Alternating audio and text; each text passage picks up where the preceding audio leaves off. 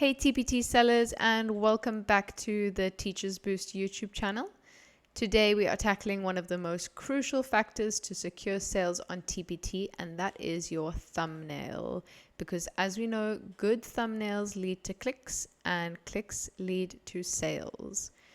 So today I have started by using one of the top 10 niche keywords from our newsletter last week to choose my product, and I decided to make a parent handout for fine motor skills, which we can see here.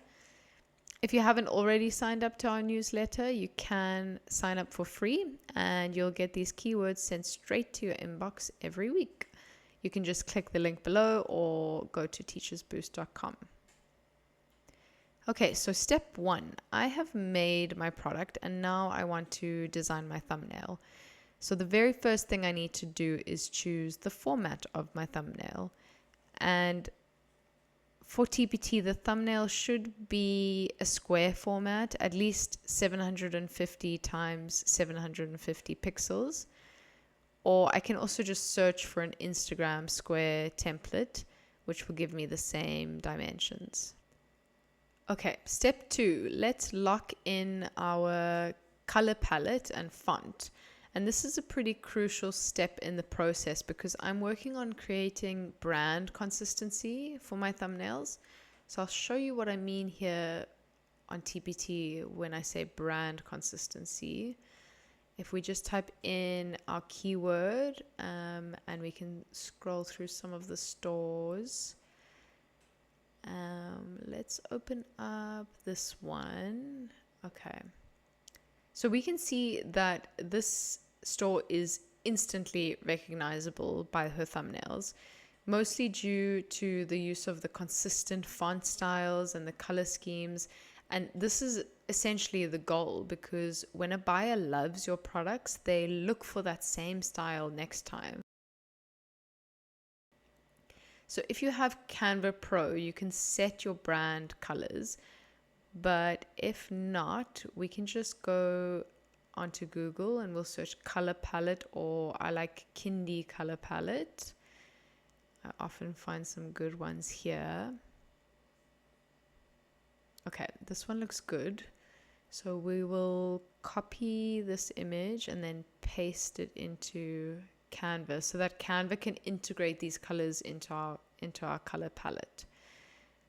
For my background, I'll probably go for the yellow because I'm looking for high contrast. So either white or a light color like this, yellow. Okay, ducks. Step 3, we're tackling the title next.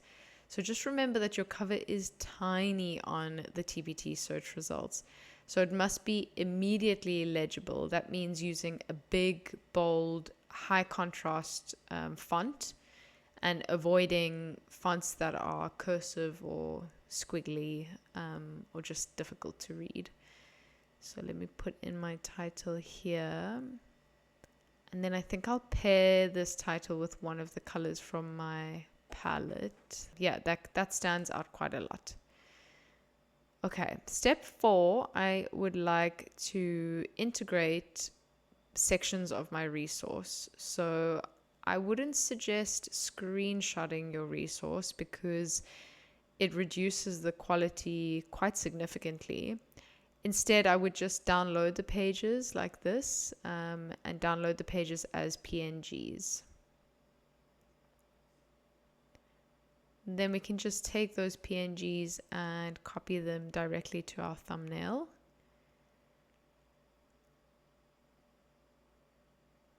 And I'll just fast forward the next section because I'm just going to play around with the formatting and make it look like what I have in my brain.